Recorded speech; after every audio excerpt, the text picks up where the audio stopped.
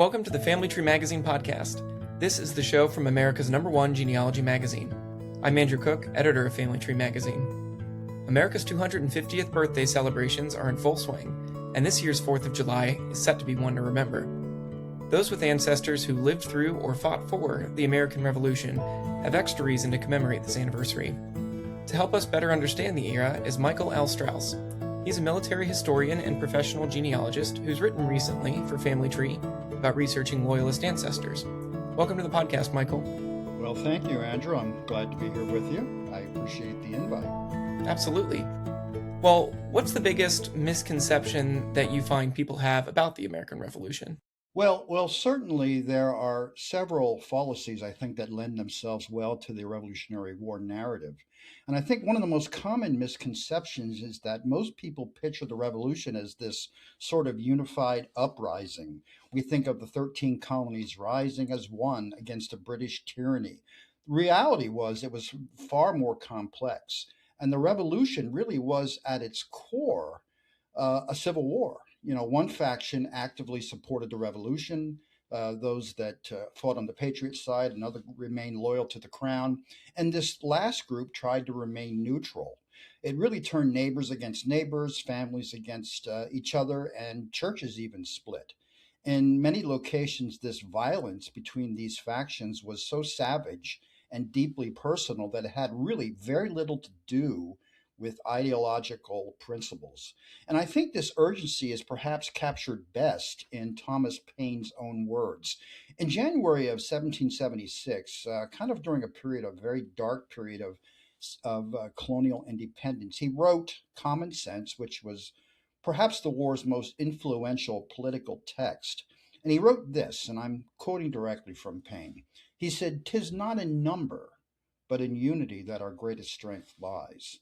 Now, Paine, he wrote with a clear and deliberate purpose.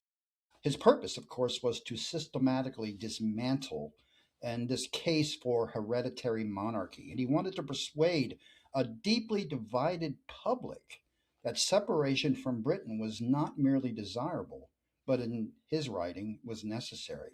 And he understood that the revolution's greatest vulnerability was not British arms, but really American disunity.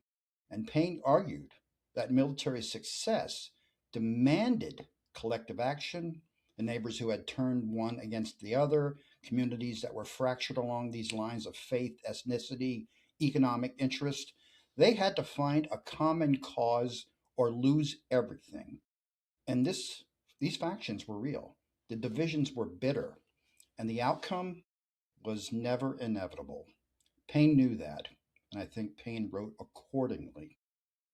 That's one thing that struck me when I watched this new documentary series by Ken Burns about the American Revolution, was that those we sort of see this as a clean sort of conflict, if you will, that you had the Patriots who wanted independence and you had the British on the other side, but there were all these shades of gray. I think of a quote from Benjamin Franklin. I might butcher it here, but we must all hang together, or most assuredly we will all hang separately. And Absolutely. and you mentioned in your article about Loyalist ancestors that his family itself was torn apart. His son was a royal governor of New Jersey, and obviously Franklin very involved in the independence movement, and so there was a lot of harsh feelings, and that relationship never really recovered. Exactly. And even as the Franklin father and son met for the last time in the post-war years, it was a very cold meeting. It was one that was not filled with a whole lot of love. Mm-hmm.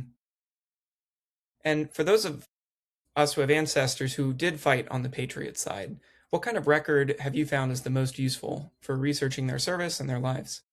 Well, I think this answer largely depends on really, Andy, what you're trying to learn. But if I kind of had to choose one record type and kind of drill down to one particular piece, I'd kind of have to say pension files because pension files were filed under multiple acts, and the last being the Act of 1878, if you can believe it, was that many acts, even that late in time. And these are extraordinary documents, and they began even at the time during the war, which were all through the Continental Congress. But by 1832, Congress was starting to require veterans to really narrate their military history and in their own words. Now, keeping in mind, this is decades after these facts. And these really are not dry entries. I mean, they're personal narratives. They name officers, they identify campaigns, they talk about engagements, they describe their enlistment terms. They often use supporting statements from neighbors or family members who may have vouched for the veteran or fellow soldiers they may have served with. With these pension files, which are often, by the way, interspersed with bounty land documents, we really can reconstruct a soldier's military service with absolutely remarkable detail. It's almost like those applicants sort of did some of the genealogical research for us, that they needed Yeah, to prove this service and collect this evidence about the person's time in the military to prove that they're eligible.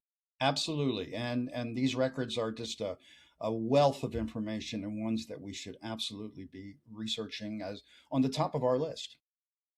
And like all, I shouldn't say all, like most military records, they're held by the National Archives. Is that right? Yes, that is correct. And what tips do you have for someone who's requesting a record or a set of records from the National Archives? Well, certainly, requesting records from the National Archives, the tips therein are going to depend on certainly what war or military conflict that you're researching. Now, kind of for us to think about the revolution, to effectively research what we want to find will vary depending on what's maybe available versus what's been digitized versus what has actually not survived. But if we're sticking to the revolution, which we are in this conversation, I think first we have to have an understanding of what we're researching before we actually submit the request. I think too often requests are too vague. And so identifying a specific record group or a specific subseries, the more precise we are in our request as it's been framed, I think the better our results will be. Now, secondly, I think we should recognize that early records from this period have not all actually survived. Now, I don't know if any of your listeners or readers know this, but on November 8th of 1800, our War Department burned. It destroyed many of these very early Revolutionary War records. And a tip would be to learn how to use other records to reconstruct those lost records from the fire. So for the Revolution, this would look like researching records of the Department of the Interior. This would be the land piece. That's where you would get a lot of bounty land information. Or say the Department of the Treasury. There's always going to be a money trail, so you're going to want to follow the money. And finally, you want to look at the records of the Department of State for any sort of relevant diplomatic records to find specific answers to your questions. And kind of lastly, and I think this is pretty critical, if your research comes back negative, let's just say it comes back and you don't have the answer you seek, don't stop. Ask an archivist or someone about the specific record. Ask whether there's a published finding aid or another record set that might answer the same question. Now, Revolutionary War records are not all at the National Archives. They're certainly spread out over federal, regional archives and the main archives in Washington, but they're also found at state archives and state libraries, courthouses, and other repositories like the Daughters of the American Revolution Library and the Sons. And simply getting a not found at the National Archives, I think, for researchers, is just the beginning. It's not the end. And I think it should prompt us to look and research in all these other places that I've mentioned. Searching around the record you're looking for, finding alternative sources for the information that you're looking to find, that's good genealogical advice in general too, I think, not just for, Absolutely, yeah. that's the way genealogists should be thinking. I mean, automatically. We just had our digital editor, Catherine. She's a daughter of the American Revolution, and she walked us through the their databases online and pointed out, even if you're not a member or you're not applying for membership, there are a lot of sources there, some probably better than others, connecting people to Agreed. people who lived at the time, and that yeah is another resource that people might overlook. So there's those who fought. We've talked a lot about the people who fought in the Revolution, or either for a local militia or for George Washington's Continental Army. But what was everyday life like for someone living through the Revolution? Andy, that's quite a question. And it's kind of hard to pinpoint, maybe one word. But I think in a word, if I was to, say something that kind of first comes to my mind, I'd say bleak. And for most of the Patriot soldiers, most of the time, this was pretty prevalent, but it was not without some hope as well. And too often, I think the narrative that we read today or see today tends to romanticize the American Revolution. We might recall seeing an image of militia in April of 1775 advancing on the Concord Bridge against the British in those opening shots of the war. The reality is much different. The reality of war is often months and months of mundane inactivity. It's often drilling, followed by brutal fighting, interspersed. Disease killed more soldiers than British muskets, with typhus, dysentery, smallpox. Washington's army at Valley Forge at the winter of 1777 and 78 is an iconic example of this coming together. The Continental forces throughout the war were plagued by chronic shortages. Men were without shoes, they were without coats, they were without adequate food for days or even weeks at a stretch. And this is documented. Often we see it documented as evidence of soldiers either wrapping their feet or suffering from the effects of frostbite, oftentimes even causing amputations. Now, men's pay was something else. It was often erratic. And over the course of the war, it became increasingly worthless as the continental dollar inflated. There were enlistment bounties that may have looked attractive in 1776 to these soldiers, and barely it would buy a pair of boots by 1779. Desertion was another issue that they had to wrestle with. It was rampant, but not because the men were not committed or cowards, but because they had farms to tend, they had families to feed, they had little confidence in their colonial government. And I think what stands out to me is when I read a personal deposition found in a pension by an affiant, where he describes the suffering he himself experienced. The words are often said very plainly. They're often without self pity, because this is simply what happened and what it was. These were men who lived in brutal conditions and which, quite honestly, would be repeated over and over and over again in other wars. That would not change whatsoever. Right. And I think that romanticization is a really important point, that especially maybe this summer when we're thinking about the anniversary and um, focusing on sort of the bravery and the revolutionary aspects of the movement and what the country came to represent, we lose some of that human narrative. You're Go right. back You lose that element of it. to go back to Thomas Paine, these are the times that try men's souls, right? Right, That and that is his second Mhm. pamphlet at the very end of the year. An American Crisis. Exactly, the Mhm. American Crisis. That's exactly what you're referring to.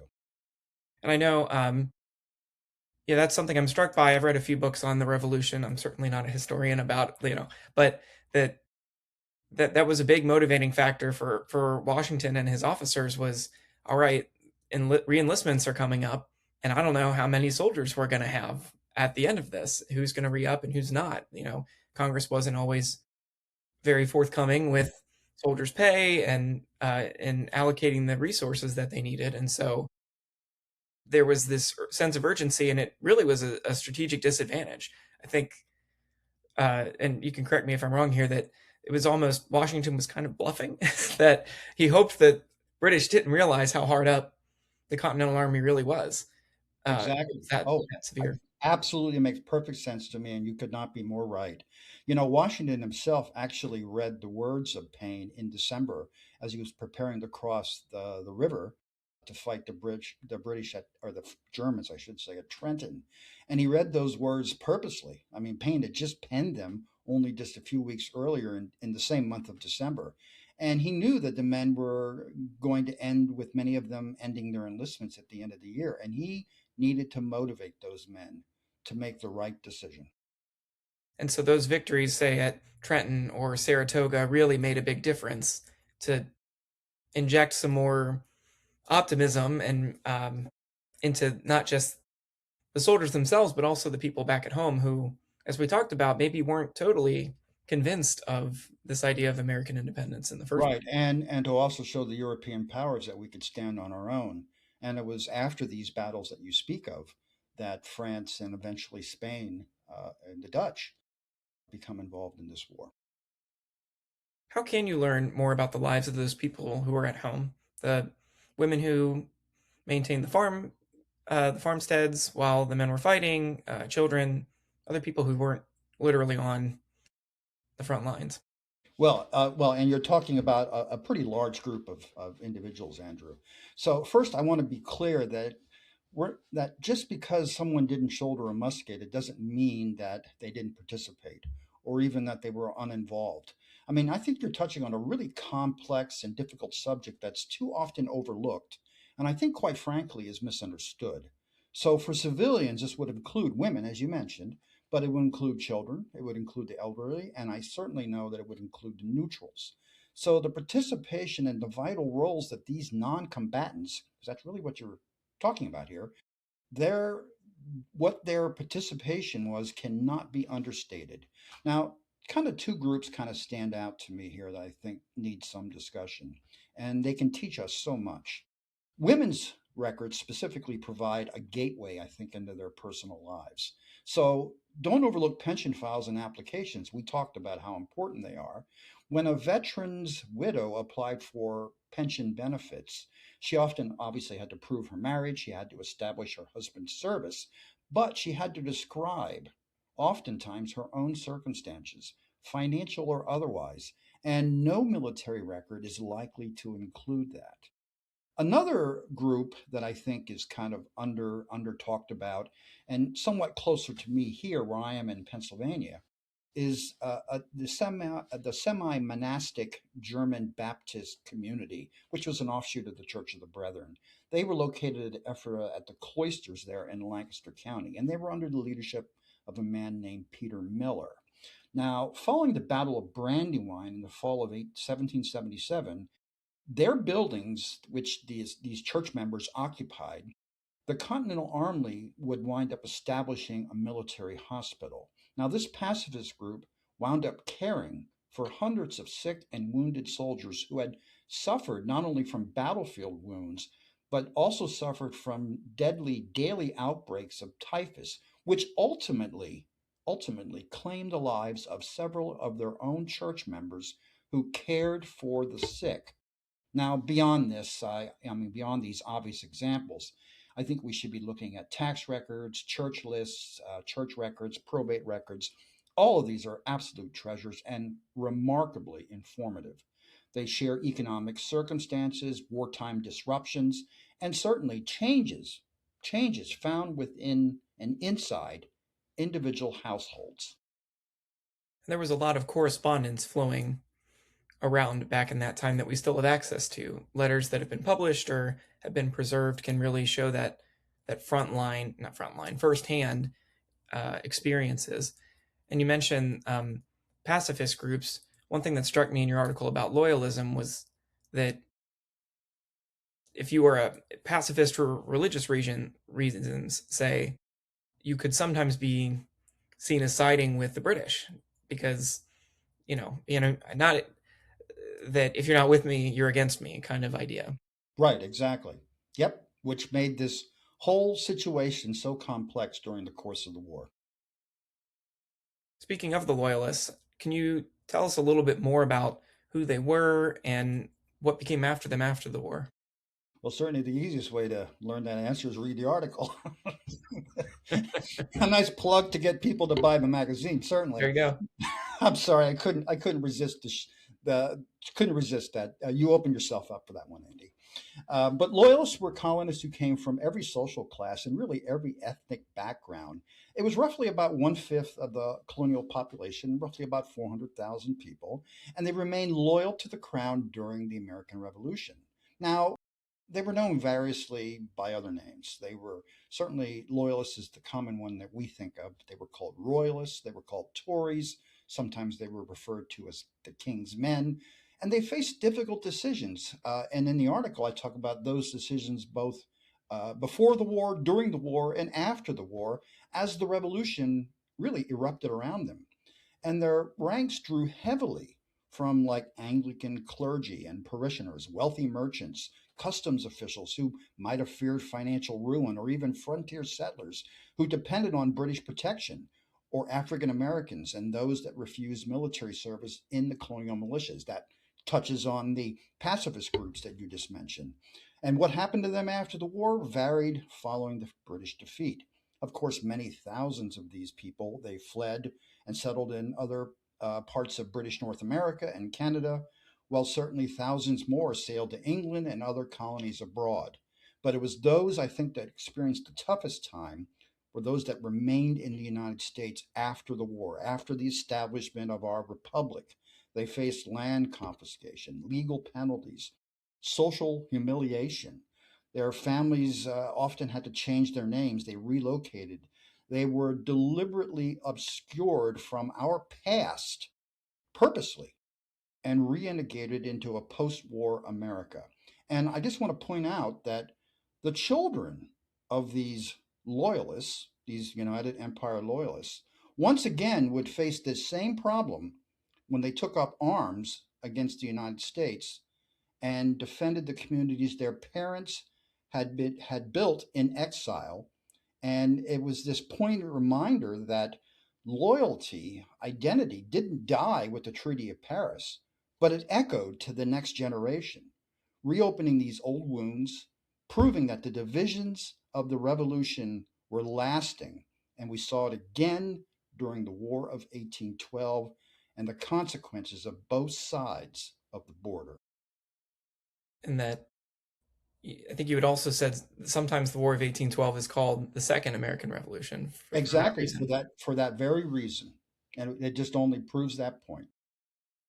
Another thing that struck me by your article was when you said, is sort of a passing thing, but it really was kind of hit me a particular way, was that if you have loyalist ancestors, you might see them as being contrary to this American Revolution, and that we shouldn't judge choices and the opinions of our ancestors. We weren't there. We don't know what it was like, and that it's important to be non-judgmental as you approach these subjects, these time periods. And I think that's useful to think about in general when researching Yeah, family history.